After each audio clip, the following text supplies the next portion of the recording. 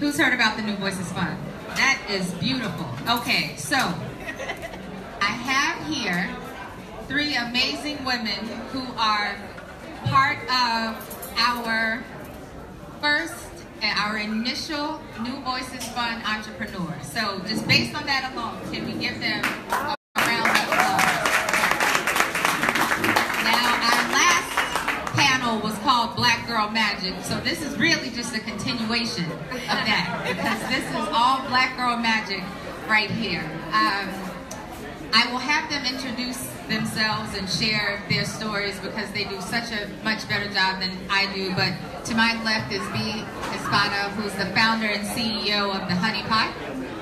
And we have Melissa Butler, who's founder. And don't y'all just love how that rings, founder and CEO of the Lip Bar?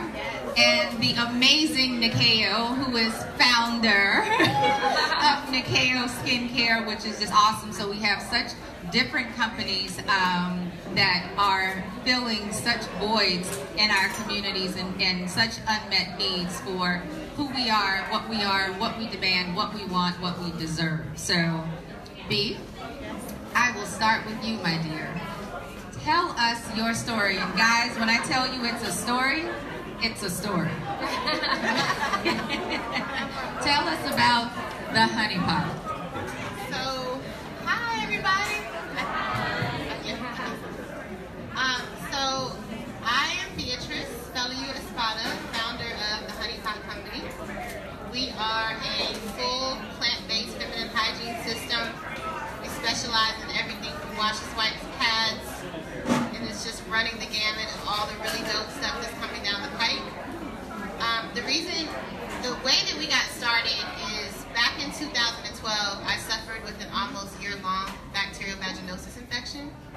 And so, you know, that'll make you figure it out, right? But one night I went to sleep.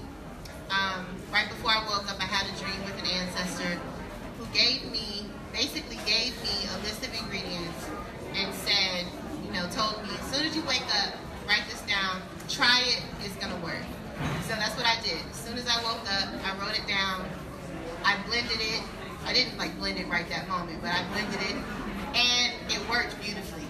And so that really pushed me to develop products for women that work and that are efficient. You know, and it was a gift given to me from the other side, and so I had to pay respect to that. So that's how I got started. Hey guys, I am Melissa Butler, the founder and CEO of The Lip Bar. The Lip Bar is a vegan, cruelty-free, and sustainable cosmetic company that exists to transform the way women think about beauty internally for themselves, and then also extend that love to their neighbor, to their sister. I started the company in 2012 making lipstick in my kitchen after working on Wall Street. I didn't come from a makeup background. I didn't know anything about cosmetic chemistry, but I knew that I was fed up with the beauty industry. I hated its linear beauty standards. I hated its lack of diversity. I hated the excessive amounts of chemicals, and I decided instead of complaining about it that I would do something about it. Now again, I didn't know how to make lipstick, and my mom, who's sitting right there, she thought I was absolutely insane. Hi, Mom. Hey, Mom. Wave your hand so we can see. She thought I was absolutely insane when I said I would quit my job on Wall Street to make lipstick in my kitchen. And I really did it simply because I believed so strongly in empowering women and really creating a new face of beauty. So right now we have lips as our core product, and we're working on expanding to all forms of face, but also making makeup simple. I'm sure all of y'all have like 15 products in your makeup bag to get to one face, but what if you could only have 3? So that's what I'm working on right now. Hi everyone, I'm Nikeo Kimochi Grieco. I'm a first-generation American of Kenyan descent. I was born in New York, raised in Oklahoma, and now reside out in California. And I was inspired to create the Nikeo skincare line, which also is a sustainable, clean and green skincare line where we ethically and sustainably source from 13 different countries around the globe. When I was 8 years old, my parents took me to Kenya for the first time to meet my grandmothers. My grandmother, Nikeo, was a Kenyan coffee farmer. And so I say that she taught me my first beauty secret. I was out on the farm with her one day where she liked to farm barefoot. She was also a single mom, as my grandfather had died at an early age, who also worked as a matron at a boarding school. But what she really loved was being out on the Kenyan coffee farm. So she was barefoot, and at the end of the day, she took the Kenyan coffee beans and she crushed them down. She also grew rods of sugarcane on her farm and used it to exfoliate her skin. So as an 8-year-old, that definitely stuck with me. On my mother's side of the family, my grandfather, who I never got the chance to meet because he had passed before I was born, was a medicine man. So even though I was raised here in the States, my parents would always incorporate these traditions and sort of teach me about the restorative power of oils based on my grandfather's ability to go out in nature and extract the oils to treat the skin. And so growing up, I was one of those kids who, would have friends spend the night, and my mom would be, applying oil to my skin or putting oil in my hair on a Sunday, and it was a little confusing, especially in the days in Oklahoma, but it was all I ever knew. Wellness was just a part of our lives, and I felt a very deep sense of connection to my Kenyan heritage, because even though I was growing up here in the States and didn't get the luxury of seeing my grandparents every weekend, I felt very deeply connected to my family through these recipes. When I moved out to Los Angeles after I graduated from college, I worked in the entertainment industry. And one thing I definitely noticed, and this was back in the early 2000s, is that there weren't a lot of roles being given to women of color. But one thing that really stuck with me is that there, even though I love the fashion and beauty aspect of Hollywood the most, that there really wasn't, in the world of prestige beauty, a great representation of the continent of Africa. So in my travels as a child, all I ever knew Africa to be was this beautiful, resourceful place with the most beautiful people on earth. I thought my grandmother was the most beautiful woman into her 90s. And so I wanted to be able to cultivate all of those riches and celebrate the sophistication of Africa here at home. So I quit my job at the ripe old age of 27, and I started making coffee scrub in my kitchen as well, and eventually launched in some prestige boutiques in the early 2000s and have been moving along ever since. Can we just give these three ladies a round of applause? So I asked at the beginning if you had heard about the New Voices Fund or our New Voices ecosystem, and I'll just give a little more information on it for those who have not. And it is our $100 million fund that was created to invest in women of color entrepreneurs. It's unprecedented and it's long overdue. When Sundial Brands announced our partnership with Unilever in November, we announced the creation of the fund then, and on Thursday here at Essence Festival we announced the official launch of the fund itself. And so to date we have invested or committed $30 million with a pitch competition is happening right now at another location where we will award another $100,000 to entrepreneurs who have here attending Essence Festival and who are pitching their businesses. And so in the words of our founder and CEO, Richelieu Dennis, we're moving faster than anyone in this space. And again, this is long overdue. So we're looking forward to this $100 million and to be able to invest so much more. The way that it works is that Shea Moisture, you all may be familiar with our community commerce platform, which is, if we say it's our DNA, it's our purpose-driven business model. And so it's rather than writing a check or giving a fish, it's teaching people how to fish. Because when you give a check, that check runs out, right? And you need another one. It's really about how do we ensure that our communities are becoming economically sustainable. And for us, our investment in women and women's entrepreneurship and community building and enterprise building is the path to that. We are so incredibly fortunate, and ladies, I have more questions for you, but I just wanted to acknowledge we are so incredibly fortunate to have someone here with us without whom we would certainly not be here today. We always see our founder and CEO, Richelieu Dennis, as the face, but it's really the force behind the man is his mother. You've heard about Grandma Sophie, so this is Grandma Sophie's daughter, Miss Mary. Miss Mary, will you raise your hand?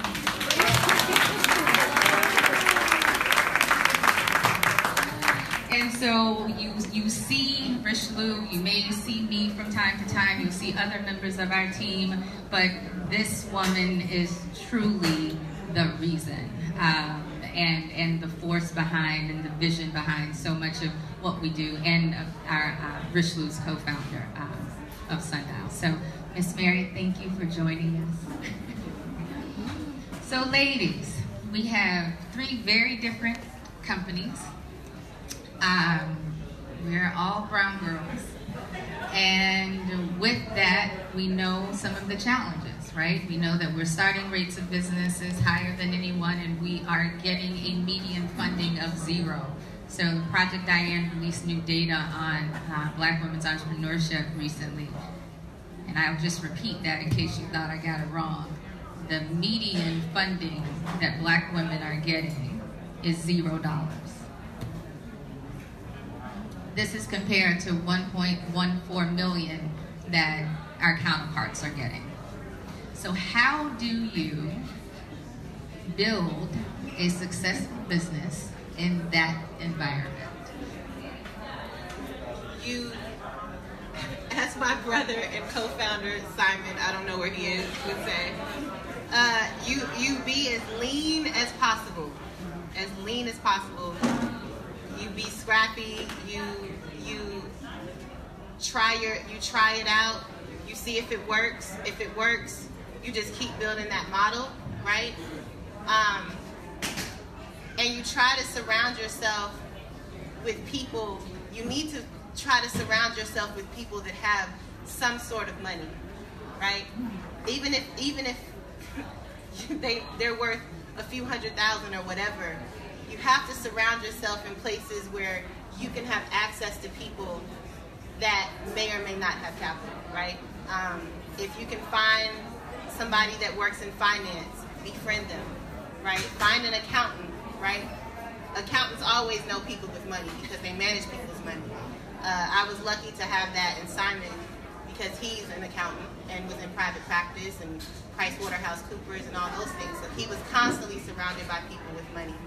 You have to figure out how to be lean, and you have to figure out how to surround yourself with people that have some sort of capital, just in case there's a crunch and you have to figure it out. Or now you go to newvoicesfund.com and you fill out an application, but make sure that whatever you're doing, make sure that you have tested your model first.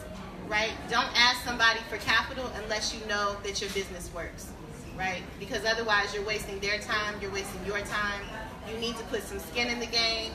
Skin in the game doesn't mean you need a lot of money. That just means that you've tested it. You've built a website, even if the website is crap, right? You've gone to your local store and begged them to put it on the shelf. You know, you have to do these things to show investors, even if you're asking somebody for $10,000, that you respect their money enough that you've done X, Y, and Z, right? You don't just ask people for money when you haven't even proved to yourself. I 100% agree on the being lean and scrappy. That's exactly what the Lit Bar did. And it wasn't until this year that we actually started taking outside money. We were bootstrapping all the while. We launched on Target.com, bootstrapping. But I think one of the other things you need to remember in this state where, again, the medium fundraising level for Black women is 0, is that you have value. So forget that number. Like, you can still do it. You can persevere. You can push through because you have value. And the reality is they weren't investing in our community. So that also means that there's a gap your community is also not being served. So really try to figure out what lane you can carve out within your business, within your industry, and then approach business from the what's in it for me perspective. To B's point, when you get to the point when you're ready for fundraising, or you think you're ready for fundraising, think about what's on the other side. Why are you investable?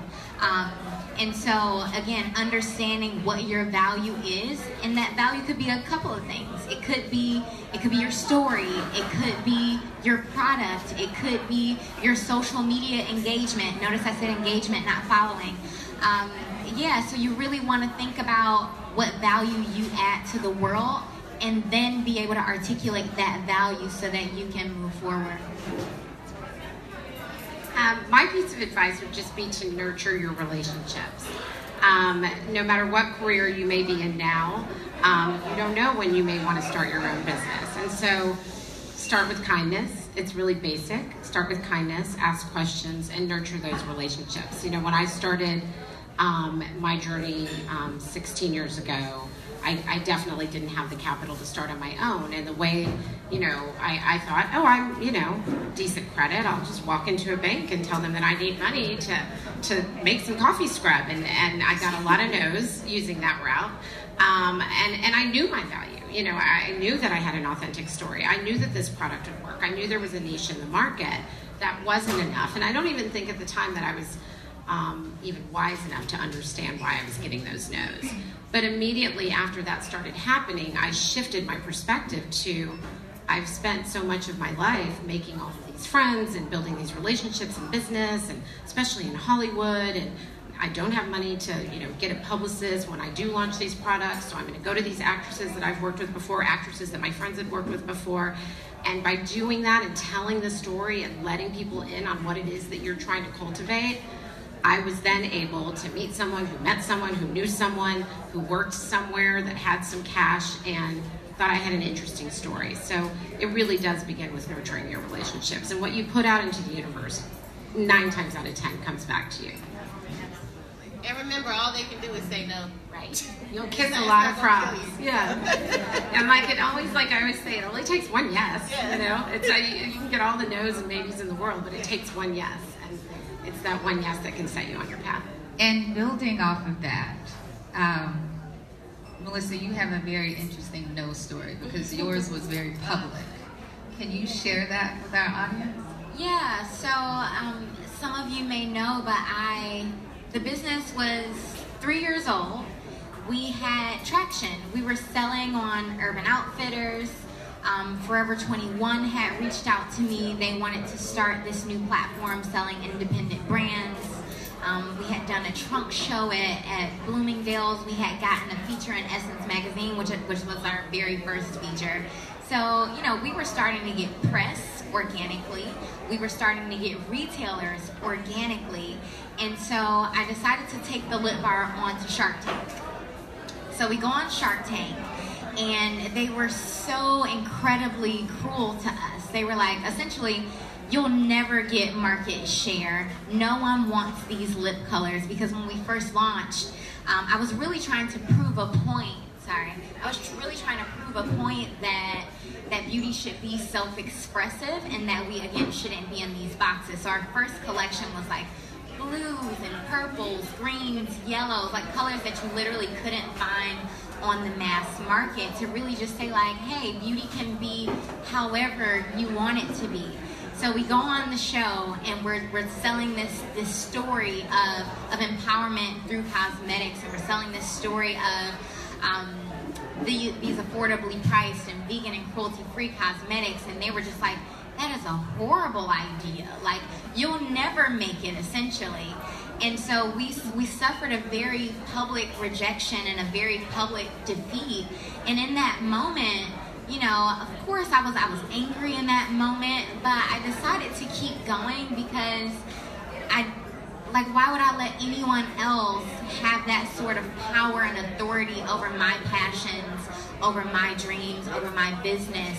So in that moment, I decided that I would never talk to the wrong audience again. A lot of being a small business owner is understanding who your audience is, understanding who your customer is so that you can serve them better. So in hindsight, there was no way I would have ever gotten a deal on Shark Tank because they weren't my audience. They didn't really care about our issues. They didn't care about our community. So why would they have invested in something that they had no way of believing and seeing the value in it? And so people always ask me like, well, you know, how did you keep going? Why did you keep going? Like, how did you feel after that? And I'm like, it gave me the momentum that I needed to be like, no, you needed me.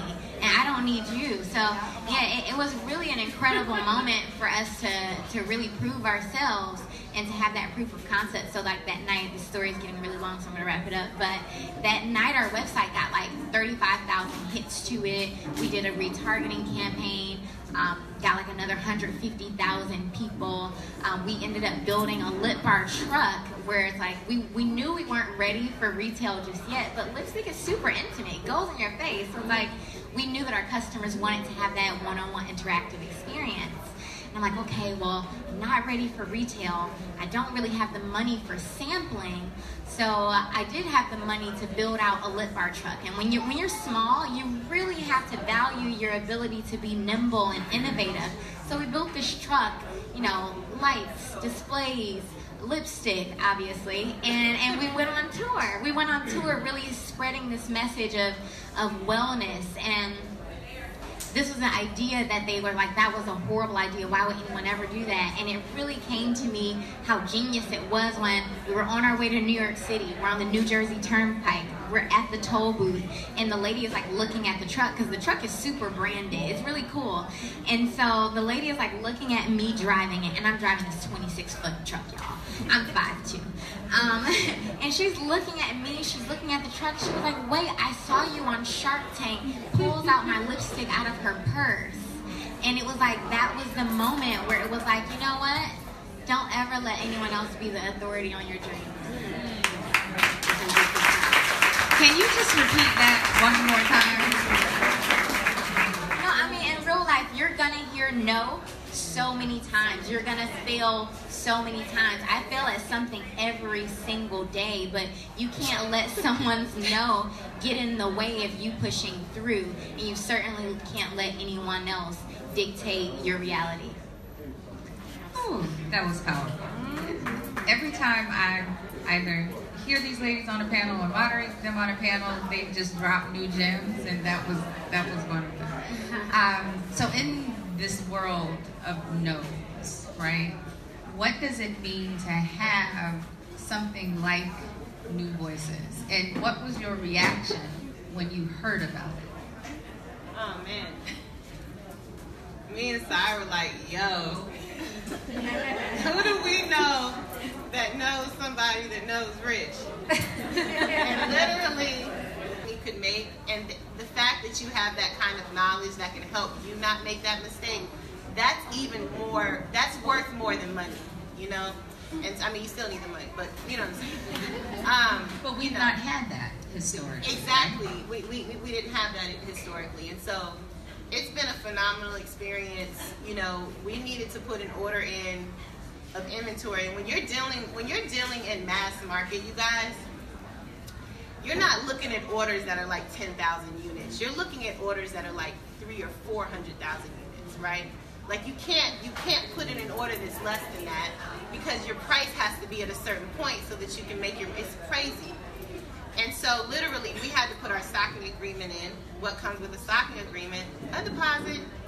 And so they basically put up the money for the deposit before we had went through diligence, before we had done anything. And like, if it was any other venture fund, you better believe like that never would have happened. And so it means everything because now we're pumping out inventory every week, right? Target is getting, I mean, they're selling it faster than we can get it to them, but Target is moving. We got stuff on the shelf, you know. I mean, it just wouldn't have happened. You know what I mean? It just, so, yeah, it's remarkable. Gosh, it means so many things to me. I'm like so active listening. I'm like, oh wait, I have to say something. So I'm definitely not rehearsed. It means everything. I mean, it means, as a brown girl, it means validation. Like we are businesswomen, we are an asset, we are important, and we are change makers. As an entrepreneur, for me, it means that growing your business and growing your business where it grows bigger than you doesn't mean the end anymore. Also, as an entrepreneur, one lesson that I'm sure we've all learned is that you can't be an expert at everything. So where we all probably started out as like customer service, the founder, shipping and receiving, all of the above, and it's the best way to learn your business. It's our version of grad school. Right. It also means it just means the relief of knowing that I don't have to be the expert at everything. Right. That this is going to bring the opportunity for better manufacturing and better customer service, and for me, being able to not only ethically and sustainably source these ingredients from Africa and celebrate my family stories, but now I get to celebrate my girlfriend's stories and source from other places. It means going from the small boutiques that built me to now being a brand at Ulta and living on shelves at Ulta, a national retailer, which it took 16 years to do in this journey. And right before I met Richelieu and right before this opportunity came to be, I sat down with a private equity firm, and I had been funded by other firms and banks along this journey. And a man who was actually like a dear relationship to friends of mine said to me, this is never going to happen. You've done it. You be proud of yourself. Go work for one of the big beauty companies. Go consult. Like, you've done a great job at your career, but nobody's ever going to give you money for this brand again. It's just not working. And I met Richelieu the next week. So for me, the New Voices Fund says, not everybody knows what they're talking about, and we've got to keep on it. And we've got to do this for us, for our community. We've got to create jobs. I mentor young girls in math and science because as one of the only black girls growing up in my elementary school, for some reason I thought I wasn't great at math and science. Didn't realize until college that I was great at math and science when I became a business major, and now mentor girls through Girls Inc. that are 5 to 18 years old so that they never have to tell themselves that story and that they can have cool science jobs like we do. Melissa? I mean, you guys answered basically everything. So I'll take it from this angle. So the entire Shea Moisture brand is essentially about giving back in that community commerce. So now, as like one of the early investees in the New Voices Fund, I feel empowered to then empower the rest of my community. So it's like I'm from Detroit. And Detroit went through a horrible bankruptcy, and it lost half of its population. And so Detroit is now coming back. It's like the comeback city. It's so many cool things happening in Detroit. And the reality is, big business didn't save Detroit. Government didn't save Detroit. It's a lot of small business owners coming in and saying, I believe in my city, I want my city to come back, I'm going to stay here. So I've had the pleasure since I've moved back home 3 years ago of meeting, other phenomenal women who are entrepreneurs. And like earlier today, since New Voices officially launched yesterday, I reached out to some of those people like, hey, are you looking for funding? Like, I know someone who owns her own manufacturing facility. She makes iced tea, and it's amazing. It's Jamaican iced tea. And it's like she manufactures herself right there in Detroit. I know someone else she's the first black woman to have a patent on natural hair care. Like, these are people in my community, who I talk to often. So I feel empowered to then tell them, like, hey, there's this really great family. There's this really great organization, that has your best interest, and I'd love to make that introduction. So that's how I feel about New Voices. That's awesome. How does, you talked about Shea Moisture and being rooted in purpose and community commerce. How does and we often call that our North Star, right? How does your North Star help you in guiding your business and also in the impact that you're looking to make in our communities?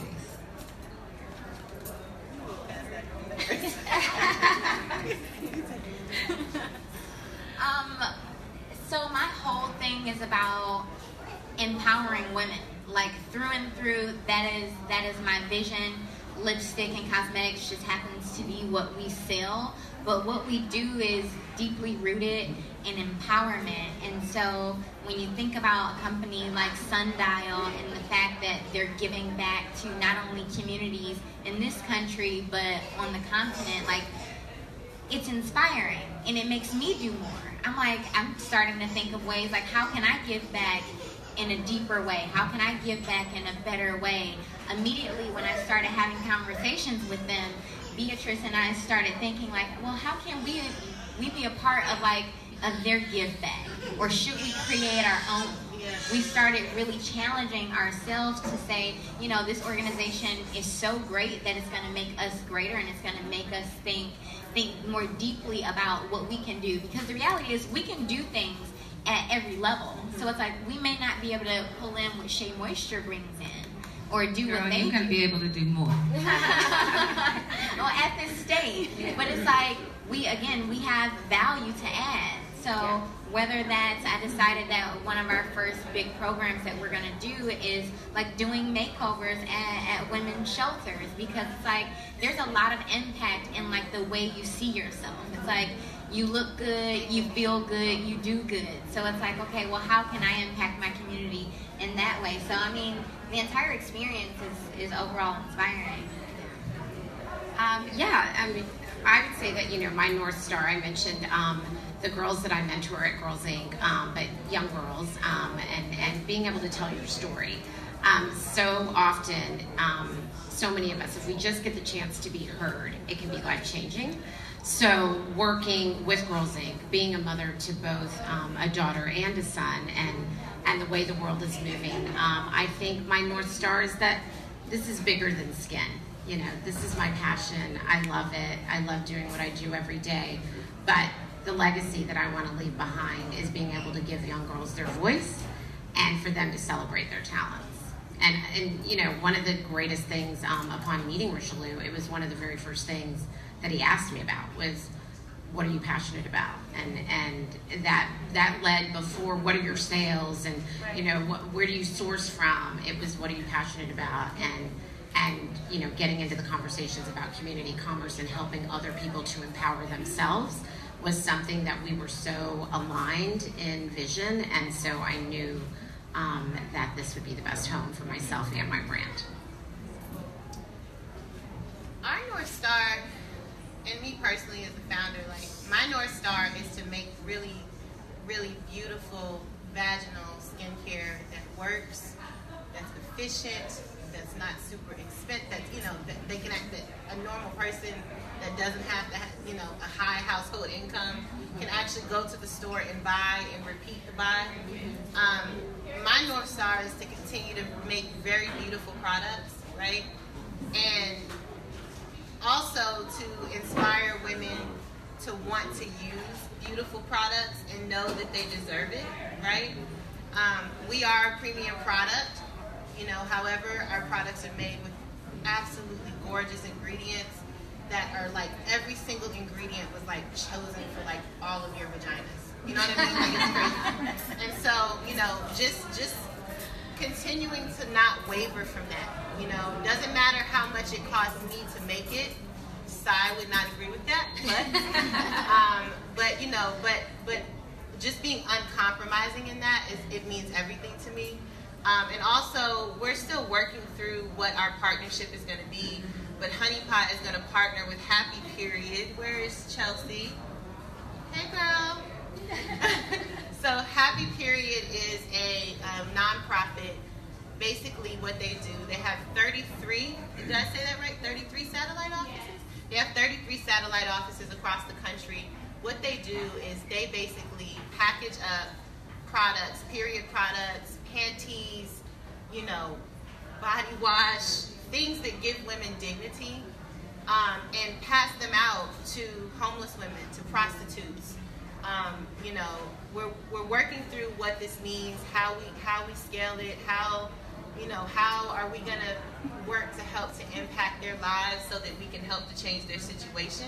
So we haven't gotten that far yet. But, you know, it's a really beautiful program, and she got inspired because she's in her car driving one day, and she sees a lady walking across the street with blood all over her clothes. right? And like nobody should have to go through that. Like it's just a human right that you should just, you know what I mean? Like it's ridiculous. And so what she's been able to do is just absolutely amazing. You know, she has a very small team.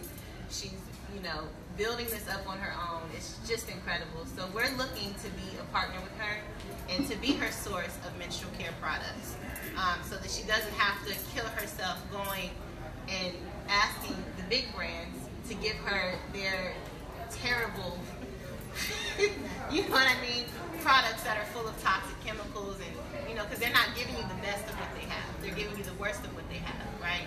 And these women don't deserve the worst. They're already dealing with the worst possible thing that they can be dealing with. And so, you know, we're really excited about that partnership. It will be launched in the fall when our new website launches. But, you know, those are the things that we're working on. So can we just give these ladies a round of applause for making money, creating jobs, and making an impact in our communities? Because that is why we all wake up in the morning. It's why we do what we do, and it's amazing. So the last question that I have, and I'll open it up to the audience, is just what advice? You all are still on the grind, on your grind. I see you, I admire you, I support you, got your back, all of that. But you've reached a level of success, yes, but you all are still grinding. So what advice do you have for other entrepreneurs? This is my new mantra forever, you guys. I'm going to say for me, I can do anything. I can do anything I want to do. Does not matter the number, does not matter the height, does not matter the mountain, does not matter anything. I can do anything. And when you're a startup and you want to be in business for yourself, whether it's service, whether it's CPG, no matter what it is, if you do not tell yourself that every single day, I promise you, it's probably not going to work out. You have to believe that you can do anything, because you're going to hear no, you're going to hear, you know, you can't do this, it's stupid, why are you doing that, all kinds of things. So just remember that you can do anything. Just to take the temperature of the crowd, how many people are aspiring entrepreneurs or already entrepreneurs? All right, awesome. So I am consistently rethinking my business model. I'm consistently thinking about myself, like my personal development, about the brand's personal development, and I've taught myself to be extremely flexible. Because in this, you're gonna have to be flexible. You're going to have to always be a student of your business. You're gonna always have to be a student of your customer. You're always gonna have to be a student in life, so that you can go further, and then ultimately your brand can go forward. So my biggest piece of advice is, like, don't be a rock. Like, don't be a rock, because ultimately you need to be able to bend and flex with the times. Things change very quickly, especially in the beauty space, especially in technology, and you need to be prepared to move with those changes. So remain a student. Gosh, I mean, that's all really great advice. I want to write it down. I would say the greatest piece of advice that I could give an entrepreneur would be stay authentic to your own story. So even if it's not, you know, a brand based on your grandmother's recipes, or your grandfather being a medicine man, or wanting to be a change maker in the cosmetics industry from the inside out, and beautiful non-toxic vaginal care, even if you want to open a pizza shop, why do I want to come to your pizza shop? What makes your pizza so special? What are you passionate about pizza? What has pizza meant to you your whole life? Really ask yourself what's so good about that on a constant basis. We have to do that in moments of self-doubt. Like, what's so good about that? Why did there's 97 coffee scrubs now. When I started, there was 0, you know? What's so good about that? And also, second piece of advice would be, don't wait for the perfect time. I think we were talking about this the other day. Like, I have so many friends in their 30s right now. You know, I just want to wait to have children until I have enough money in the bank, or I want to wait to take that vacation. When it comes to being an entrepreneur, don't be silly and quit your job with no income and you know, have a plan. But don't wait for the perfect moment, because quite often waiting for the perfect moment might pass you by not just putting it out into the atmosphere once again, what it is that you're trying to do and the story that you're trying to tell. I just want to add one other thing. I think our community gets really afraid to share their ideas. And don't be that person. Don't be an idea hoarder, because you never know what sharing or even articulating your journey, your trials, your tribulations, your challenges, or even your triumphs. You never know how that may impact someone else, or how they may be able to impact you. So, yeah, don't be an information hoarder, guys. And then lastly, don't think that it has to be perfect. Like, and you're gonna have this big idea, and it you know, if it's a service industry, you're gonna have like 1,000 things that you want to do in your service. And if it's a product, you're thinking about all the products you want to do. And like she said, you're waiting for the perfect time. Having a business is like having a kid. You're like never ready, right? Like you're never ready. It's gonna be so hard, you know. And but it doesn't matter. You can do it.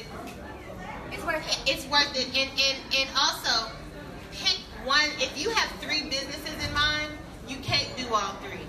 Pick one and work the hell out of that and get that right and make you some money.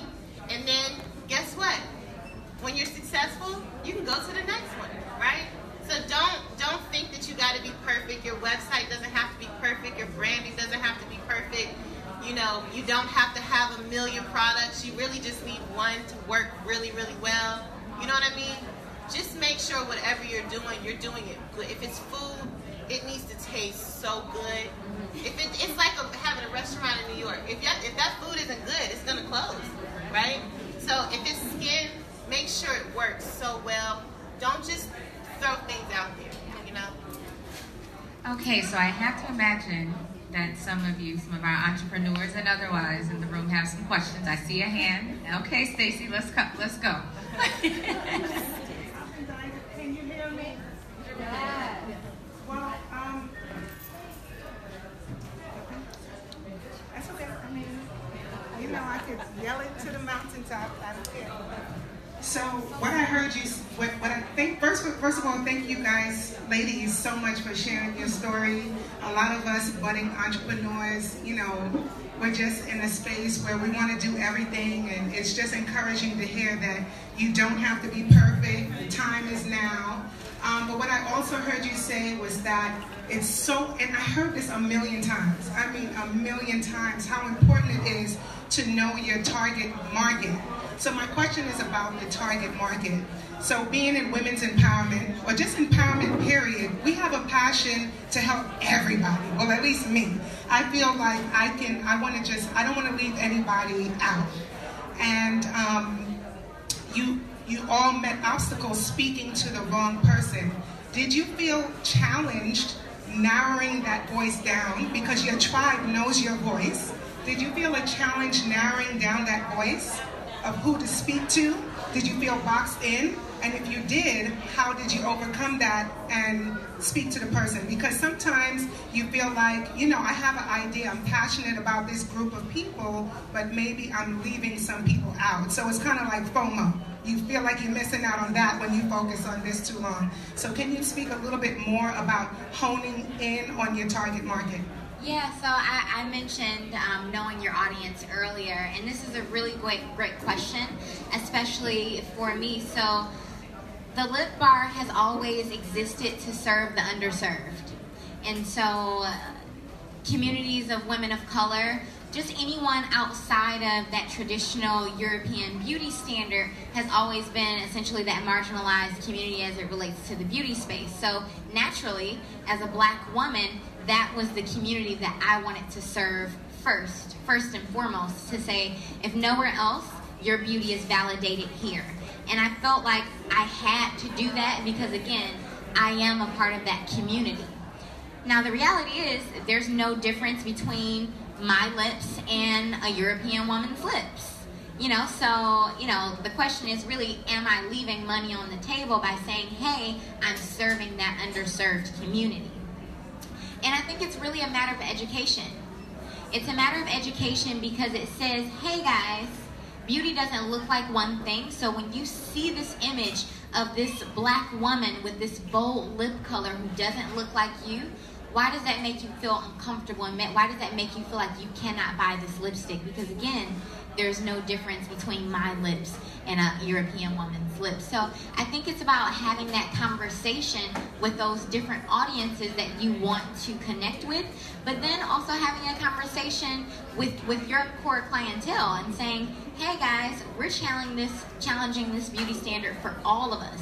All of us women need to be working together to redefine what womanhood is and to redefine what it means to be beautiful, because all of us are dealing with these societal pressures, to fit in that beauty box. So, it is tough, but it's a conversation, and I think it's something that we can all get through if we approach it with compassion and authenticity.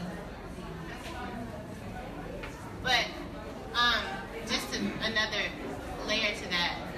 I think when you're first starting out, you need to talk to whomever is easiest to talk to, right? So if you're black, it's going to be real easy to talk to black women, right? Because I know how I want to be spoken to. And as you scale, right, and you can afford to hire the right people to help you to shape your voice, and because that's something we're doing right now. Like, we have to hire a strategist to help us.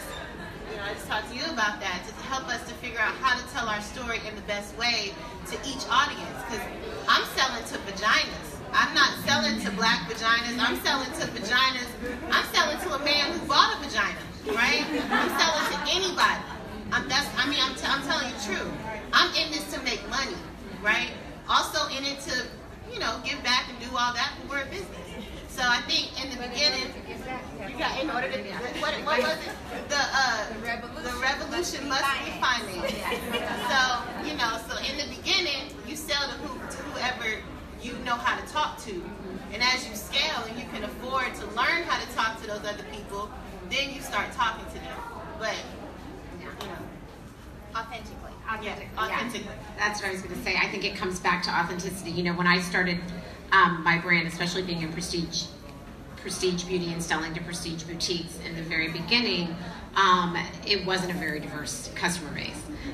My name is Nyakio, Nyakio. I had no money for marketing or PR, so when people saw it, they thought it was Japanese. They thought it was Nyakio, a Japanese girl that played in African ingredients. So for me, really going after that target audience and in the journey that I've had, I've always said that skin is skin, and my girls are my girls, right? So yes, I have my African American girlfriends who love great skincare products, but I also have my Asian friends, my Latina friends, once again speaking to the underserved. But I think the biggest thing for me in targeting was I'm one of very few women of color founders of a prestige brand. So my purpose was being able to go out there and say, we can do it too, we can sell to you too, and skin is skin. And that really became my targeting. And then by sourcing globally from around the world and telling other people's beauty secrets. My girlfriend from India, one of the products that we make is based off a recipe from her grandmother from India using an ingredient from India. So I'm consistently keeping it authentic to the story. And then I feel like those that connect to the story, those that get the results from the products, those that care about clean beauty will find me. So it's less defining it. That being said, I do rely on my community for feedback and to be a part of the process. Hi, my name is Nadia Richardson. I want to just say so much. Thank you so much to Shane Wister for doing this, and thank you so much for the panel for being here. I'm the founder of No More Martyrs Mental Health Awareness Campaign, which focuses on Black women. And so that's a nonprofit sector. That's a model in and of itself, business model in and of itself. But a lot of what you're saying resonates as far as like the growing pains of business. and the leaps of faith. So it's like all hitting me in the chest. I know for me, in the midst of all, our organization growing nationally, depression, anxiety, and fear of burnout is a constant concern for me. And so I tap into girlfriends like Tamara Edwards of Taken Creative, who designed that phenomenal logo, and other girlfriends who are doing phenomenal work in the nonprofit sector, teaching young people graphic design and STEM entrepreneurship. And it really feeds me. So those moments when I'm like, oh my gosh, I'm about to go back and get a full-time job because I just cannot, those women speak, truth and love and energy into me. And so I want to know how you are also tapping into the women in your lives and the sisterhood that you are surrounded with, but also what other strategies are you employing to maintain your mental wellness through all of this? I know for everything you said just resonated so much, I think, with all of us, because we're up here going, I definitely, when people say, how do you do it all? How do you balance being a mom? And I'm like, something's always at like 70, 80%, something else is at 20%. But one thing that consistently, as you spoke about, can't fall below that like 50 is that wellness and self-care. So I think one thing that our community is really great at, especially as a mom, is the village. So, right now I'm in New Orleans. My kids are with my sister-in-law in LA. I've got somebody picking them up on Monday. Really relying on your community as a village and not being afraid to ask. And, there were times in this entrepreneurial journey, there was no way I could afford, child care or, things like that. So, relying on your community. And as far as mental self-love, for me personally, meditation is great. I'm one of those hardworking entrepreneurs that believes that napping is not a luxury, it's a necessity, getting plenty of sleep. And I think also just being able to express that I'm anxious, I'm scared, I'm afraid. One key piece of advice somebody gave to me, because I'm a real trigger to the word fail or failure, is that when your kid falls off a bike, do you say to them, oh, you failed? Those are get back up moments. So when I'm having my get back up moments, I think what's really great is just to say it out loud, to speak your fear out loud, and then it gives it less power. It's never going to stop, though. Yeah, just being honest. And I'm not trying to be a Debbie Downer, but there's just always going to be moments of like, oh my gosh, like, what are we doing? But I have to be better about my self-care. One thing that I do not compromise is my skincare, though. I practically make everything that I put on my skin except my body wash. Even if it's like 3 o'clock in the morning and I don't have any more, I'm gonna stay up another 30 minutes to make it. Like, that's how committed I am to it. Also, like she said, be honest, right? If you're feeling sad, I feel sad, right? If you feel like you're gonna fail, like, I feel like I'm failing. It's okay to say it. Like, we don't have to be super women. You don't have to be afraid. Like, you're doing the shit that most people don't do, right? And so don't feel less than because you can't get outside of yourself, right? We live in this business. Like, it is what we eat, sleep, breathe. There's no weekend that we're off. If you're laying in bed, you're still checking emails. Like, it's never going to go away, right? It's just startup life, sis. So get used to it. I'm laughing. That was me this morning. She looked at me like, in the bed on the computer. Yeah. So yeah, obviously you can't pour from an empty cup. So you have to create space for those moments, and you have to be comfortable with creating that space. So it's like, if you know you can't give anymore, if you know that you are burnt out, take a break and come back to it so that you can then be refreshed and execute at the level that you know you can execute at. I try to work out like 3 or 4 times a week. And I say try because I haven't done that in like 6 weeks. But yeah, but it's like I know what makes me happy. I know what allows me to release that energy that I need to release, whether that's anger or frustration or just happiness. So I try to work out as a part of my self-care. I'm actively looking for a therapist. I think a lot of people in our community are afraid of therapy, and it's like, no, we have a lot of trauma buried deep within. Like, why not address it to become the best version of you? So I think really just understanding that self-care is more than just like going to the spa or getting a manicure pedicure is a start in understanding that you deserve to be your best version of you. And if you have that want, if it's innate, then you'll go after it. And one more thing, surround yourself with people only that will like die for you. Seriously, seriously, if you won't give me a kidney, we are not friends. You know what I mean? Like, I just met Melissa a couple months ago. Literally, I would do anything for her. You understand what I'm saying? Because I would expect you to do anything for me, right? So like, you giving up kids? I'm giving up kids. but no, like, remember that. Listen, if they cannot do that for you, we cannot be friends, right?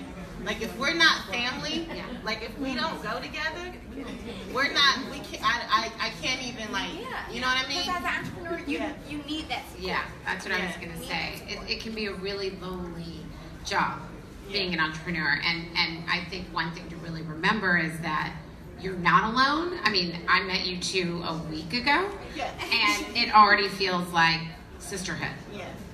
Because we share this really, really significant next step in our journey.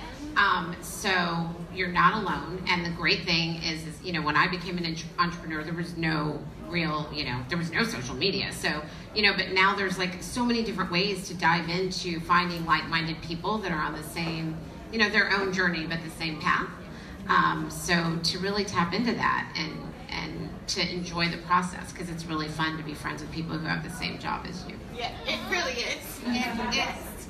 That's such a great place for us to, and thank you for bringing us to that place, because that is one of the most invaluable pieces about New Voices, because I've heard from each of you and more about the community and the sisterhood, and wow, I can't believe I didn't know her. And we're going through the same things, and I've never had that kind of support. And so the type of community that New Voices is creating, this is why. Yeah. Ladies, thank you so much. Thank you all. Now, DJ, let's have a party.